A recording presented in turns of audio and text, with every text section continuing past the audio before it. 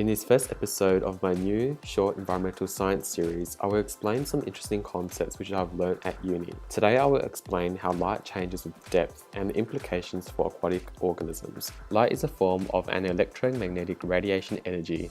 It is photosynthetically active at 400 to 700 nanometers.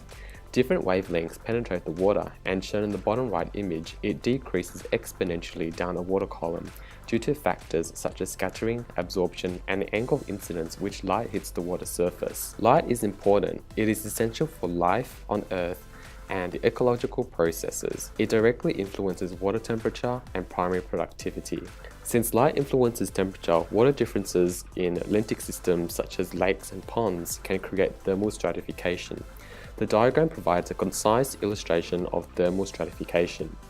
Solar energy enters the water body and light enters the surface. Since light influences temperature, water temperature differences in lentic systems like ponds and lakes can create thermal stratification.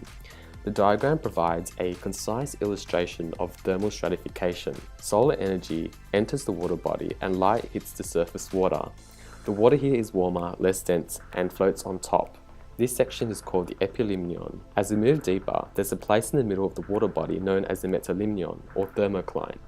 Then at the bottom, or the hyperlimnion, the water is cooler and more dense, which causes it to sink to the bottom. Stratification can be influenced by other factors such as stratification, altitude, and suspended particles, which impact on primary productivity. Other ecological implications in warmer water include the impact on growth rates and physiological processes, which increases metabolic rates and oxygen demand. Other ecological implications on warmer water include the impact on growth rates and physiological processes, which increases metabolic rates and oxygen demand. Given the amount of light that penetrates the water, many algae and microcrustaceans have red pigments or dark melanin, which helps to protect these organisms against UV damage. Stay tuned for next week's video where I explain in more detail the causes and consequences of thermal stratification in lakes.